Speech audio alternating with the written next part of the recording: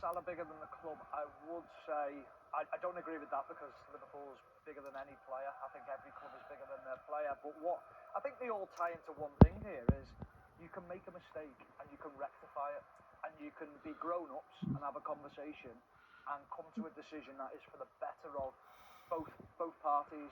And ultimately, the biggest party who benefits from this is Liverpool Football Club, because you've got a manager who's happy with the player who's happy to continue at the football club, and talking about put his money where his mouth is and score some goals. I hope he does. I hope he scores today and gets his goals, and I hope Liverpool fire themselves up the league, because that's what they need to do. Ash, two things for you. You said to me earlier that Liverpool on fire here today, and also your reaction to what's come in. Yeah, no, listen, it's an opinion, the situation with Mohamed Salah. For me, I agree with what Stephen said. You'd hope, and I hope they do come out and say, listen, we spoke about it like two men, and, you know, because it's a passionate game, Mohamed Salah said what he said. I didn't play him. We put it to bed. We all want the same result. We're getting it today. This is the result of what happened. So I don't necessarily agree with the comment. So are you two saying that Mo Salah is going forward going to be happy with sitting on the bench at Liverpool? No, he's not going to be happy with it. Well, is he going to accept it? But I don't. I think I'm watching the game now. He's come on. He's flying. Yeah.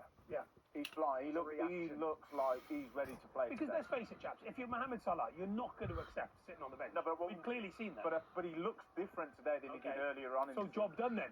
Great management, Maybe. you could say. Well, to a certain degree. However, one thing you would say is you can't just go right. You're back in after an argument. You've got to be an element of no. You have to work your way in. You've been a little bit disrespectful to some of the players here by the way you spoke about. I've earned my right to start in this team. Well, be a bit more respectful to your teammates around you, because they're working hard as well. Everyone's having a tough time. But what you've got to do is go, okay, I accept being on the bench for a few games. I'll work my way back in, but I'm going to make it as difficult as I can for you as a manager and make sure that you have to play me. So he had to start from somewhere. Now it's up to him. He's been given the opportunity today, probably through injury, but now it's time to go and show what you can do. We don't know that dressing room at all, right? No. You might know, because I know it's a club that you admire, played for, follow. We don't know the atmosphere at the football club. They seem a pretty tight bunch. Yeah. Are there players you think in that dressing room who've gone, you've got a point, fella?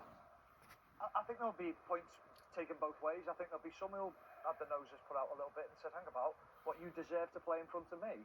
Well, why do you? Yes, you've got a great record, but you've not been in great form this season. But there'll be other players who go, do you know what, though? He is our best player. He is our superstar.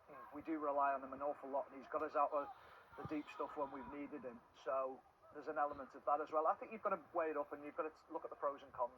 Ash, yeah, just quickly, the midweek game and the game today, I want to give a mention out to Curtis Jones, McAllister, Szoboszlai. The Virtus coming today, he's flying. So whatever's gone on, the players are saying, do you know what, there's all this talk, and probably it's galvanised them. I've been in dressing rooms where you go, you know, you feel like everyone's against you and everyone's talking about it. We'll show you exactly what we're all about. After they did it against Inter Milan the other day, and now today they are just carving up Brighton every chance they get. There's a massive difference out of possession as well, which I think is the most important thing. I'm watching 4, 5, 6 players recovering into position, running back.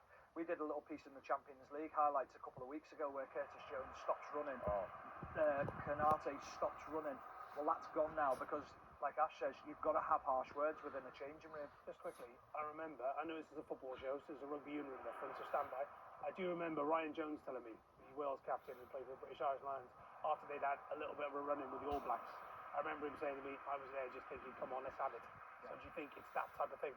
You've got to create It a looks siege like that. mentality within the changing room where there's been a lot of hurt. There's a lot of players' pride this year that has been dented with the performances that they've put in. Then there's the feeling of, we might not make the Champions League. What do? You've got to create a togetherness. Is it like us when we're in the green room? Come on, let's have it. Strong, aren't we? Let's go to Rob Law at the Riverside. How do you follow that? Middlesbrough 2, QPR 0. Morgan Whittaker in the form of his life. 6 goals in 6 and a brilliant finish. He was booed off the pitch earlier this season, but the Middlesbrough fans are cheering him now. And a word, Jason, about the assist. It all came from goalkeeper Sol Bryn, who pinged a stunning diagonal ball to find him. He was mobbed by his teammates in the celebration. Borough thoroughly deserving of their 2-0 lead against QPR. Thank you so much, Rob. Right then, Luton 1, Port Vale 1, Ben Wayne with the goal for Vale, and Plymouth Argyle have scored against Rotherham United. Joe Rolls with his first goal for Plymouth. Look at that, Watford 2-1 up against Wrexham. What a fantastic first half for them. What a turnaround there. Right, to Chris Wise at Stamford Bridge. Everton enjoying their best spell of the game. They're still 1-0 down to Chelsea, but they've had 3 chances in the space of 2 minutes. So let me tell you about them. Garner's free kick from the right, first of all. Tarkowski at the back of the queue, far post, downward header, wide of the post. Then an opportunity after O'Brien's powerful run down the right for Illiman and Jai, but he miskicked the ball when it was squared back to him on the edge of the box. And immediately after that, again down the right, Idrissa Gueye firing it across the edge of the 6-yard box. Barry was coming in at top speed, and Robert Sanchez, the Chelsea goalkeeper, just about gets his fingertips to it, and it diverts the ball slightly out of the direction of Tiano Barry, who of course got his first Everton goal finally last week. Here they come again in the box with Grealish. Grealish tries to lob Sanchez from close range, and Sanchez claims it. That's another Everton chance. Chelsea 1, Everton 0. Thank you so much to Stadium MK, Mark Webber. Where it's Milton Keynes Dons 1, Cambridge United 0. A lovely through ball from Liam Kelly into the path of Callum Patterson in the area. He slotted home. The Moo camp is moving. Milton Keynes Dons 1, Cambridge United 0. Another goal at the Cardiff City Stadium. What's going on, Laura Kenyon? Oh my goodness me, Jason. Cardiff 2, Doncaster 2. Such an open, frantic game. Brian Barry Murphy will be furious after his side got their noses in front and now back on level terms. Brandon Hanlon, clinical strike across goal inside the box with his left foot to make it Cardiff 2, Doncaster 2. Great spirit from Doncaster Rovers this afternoon. To the King Power, John Bennett. An unbelievable goal for Leicester. Leicester City 2, Ipswich Town 0. Abdul Fatawu from inside his own half. Not just that, but he was the other side of the centre circle. Spots the goalkeeper off his line, left-footed. What a goal. One of the best I've seen, I think. Leicester City 2, Ipswich Town 0. And let's go back to Sarah Ball Carriage at Anfield. Sarah, what an atmosphere there. It certainly is. It's Liverpool 1, Brighton 0 heading towards half-time. Interesting, Liverpool, they've been caught a couple of times on the break.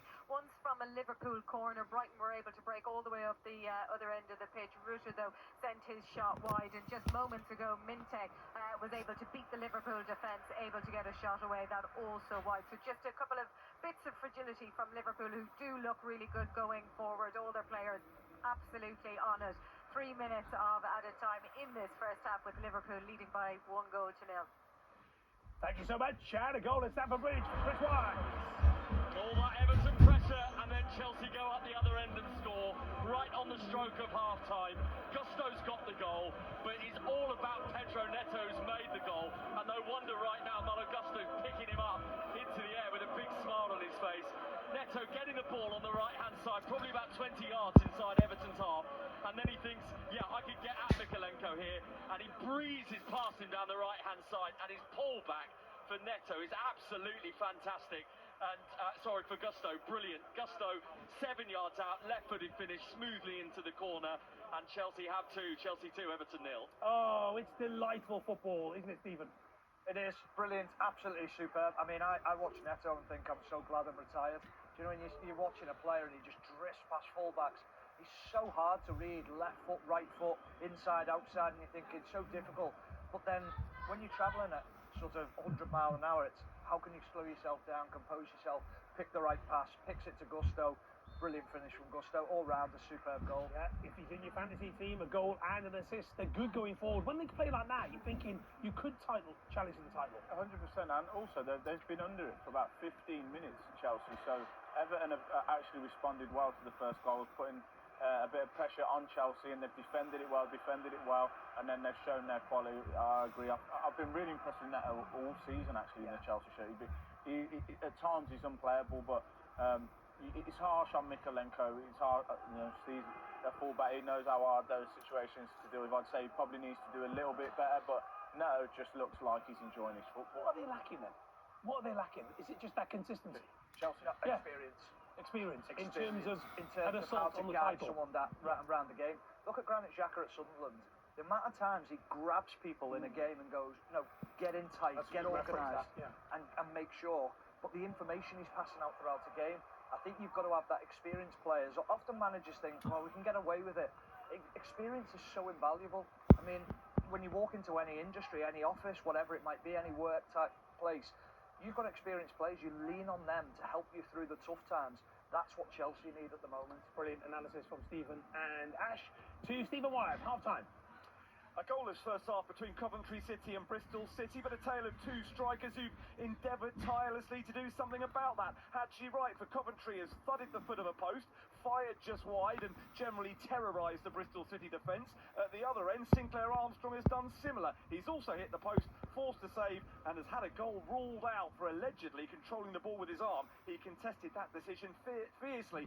It would be perhaps harsh on the two sides to suggest the difficult week is continuing, but it's Coventry City 0, Bristol City 0.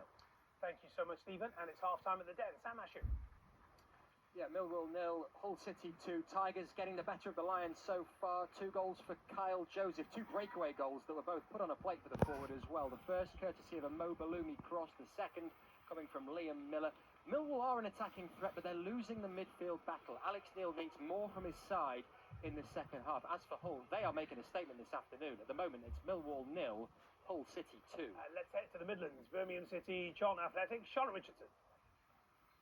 And the half-time whistle has just blown. It's Birmingham 1, Charlton 0. Christoph Clara's header from a free kick, the difference. The Blues captain leapt highest to expertly nod the ball into the top right corner, and the hosts had been building pressure. Damari Gray striking the woodwork, but Charlton had a golden chance to level.